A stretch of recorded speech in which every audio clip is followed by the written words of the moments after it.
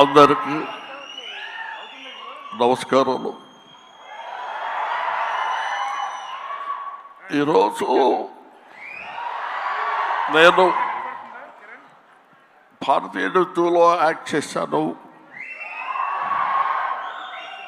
India #1 బాగా hit చేశారు, మీరందరికీ తెలుసు. ఈ సినిమా అంతకంటే ఎక్కువ కష్టపడ్డాను.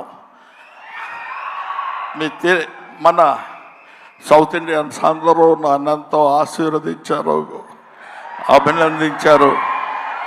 I'm so happy to.